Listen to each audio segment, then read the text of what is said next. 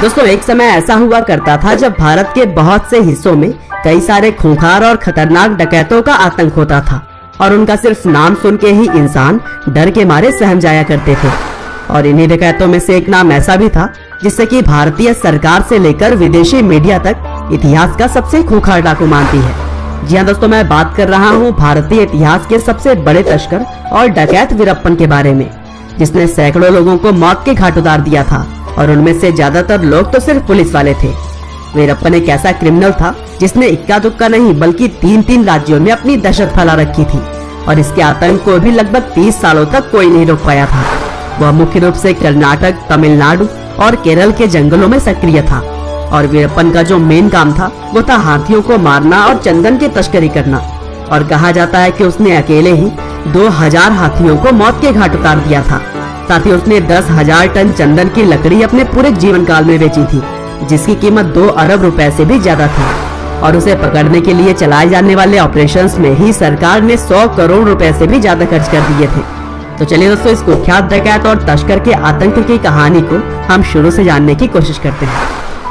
तो दोस्तों, कुसमुनिस्वामी वीरप्पन गोंडर का जन्म 18 जनवरी 1952 को मैसूर स्टेट के गोपीनाथन नाम की जगह पर हुआ था और उसके घर वाले और कुछ रिश्तेदार भी तस्कर और उस समय के बदमाशों में शुमार किए जाते थे। और इस तरह से वीरप्पन का जुर्म से सामना तो बचपन से ही हो गया था और अपने घर वालों को देखकर उसे भी जुर्म की राह पकड़ने में ज्यादा वक्त नहीं लगा। सबसे पहले उसने 17 साल की उम्र में सालवाई गोंडर नाम के एक तस्कर के असिस्टेंट के रूप में काम किया और 1970 में उसका आपराधिक जीवन तब शुरू हुआ जब उसने एक के बाद एक कई सारे मर्डर करने स्टार्ट कर दिए। और वीरप्पन ने अपने करियर की शुरुआत एक चंदन तस्कर के तौर पर की थी, जिसके कुछ समय के बाद ही वह हाथी के दांतों की भी तस्करी करने लगा था। और इन कामों के बीच अगर कोई भी आ जाता तो वह उसे मौत के घाट उतार देता था। और उसने अपने जीवन काल में जितनी भी हत्याएं की हैं उनमें से ज्यादातर पुलिस ऑफिसर्स, वन विभाग के अधिकारी और मुखबिर हुआ करते थे। और सरकार की नजर वीरप्पन पर पहली बार तब पड़ी जब 1987 में उसने चिदम्बरम नाम के एक फॉरेस्ट ऑफिसर को मार गिराया था और फिर बीतते दिनों के साथ उसका आतंक भी बढ़ता हुआ चला गया। 1991 में वीरप्पन ने एक सीनियर IFS ऑफिसर पंडिलपल्ली श्रीनिवास की हत्या कर दी और फिर 1992 में उसने पुलिस के एक ग्रुप पर हमला किया जिसमें कि सीनियर IPS ऑफिसर हरिकृष्णा मारे गए।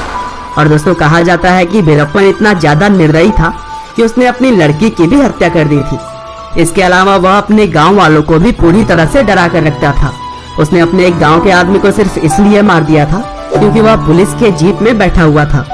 और फिर इस हत्या की जांच के लिए 41 लोगों की टीम गठित की गई, जिसमें पुलिस ऑफिसर और वन विभाग के अधिकारी शामिल थे। और इस जांच के लिए 9 अप्रैल 1993 को 2 बस से ये ऑफिसर्स घटना वाली जगह पर जा रहे थे, लेकिन इसकी भनक जब वीरप्पन को लगी तब उसने रास्ते में लैंड माइन्स बिछा दी और फिर धमाके की वजह से बस में बैठे 22 लोगों की मौत हो गई। और इस ब्लास्ट को प्लेयर ब्लास्ट के नाम से जाना जाता है। और फिर आगे चलकर वीरप्पन साल दर साल और भी ज्यादा खतरनाक होता चला गया और वह न केवल राज्य सरकार बल्कि भारत सरकार के लिए भी मुसीबत का सबब बन चुका था। 30 जुलाई 2000 में वीरप्पन ने साउथ के एक एक्टर राजकुमार को भी किडनैप कर लिया था, जिसको उसने 109 दिनों तक किडनैप करके रखा। और इस सुपरस्टार को छोड़ने के लिए सरकार से उसने 20 करोड़ रुपए लिए थे। इसके अलावा 25 अगस्त 2002 को H नागप्पा नाम के एक पूर्व मंत्री को भी उसने पकड़ रखा था।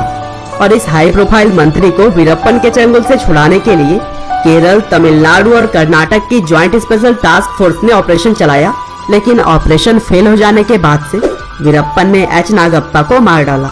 और दोस्तों, अब तक वीरप्पन का आतंक बहुत ही ज्यादा बढ़ चुका था और इसीलिए उससे निजात पाना सरकार के लिए भी बहुत ही ज्यादा जरूरी हो चुका था। और फिर 18 अक्टूबर 2004 को के विजय कुमार और NK सिंधमराई की निगरानी में तमिलनाडु की स्पेशल टास्क फोर्स द्वारा एक ऑपरेशन चलाया गया, जिसका नाम था ऑपरेशन कोकून। और इस ऑपरेशन में 3 दशक से सभी को चकमा देने वाला तस्कर और डकैत वीरप्पन मारा गया। और इस तरह से एक बार फिर से साबित हो गया कि बुराई का अंत तो जरूरी होता है। उम्मीद करते हैं कि वीरप्पन और उससे संबंधित यह जानकारियाँ आपको जरूर पसंद आई होंगी। आपका बहुमूल्य समय देने के लिए बहुत बहुत धन्यवाद।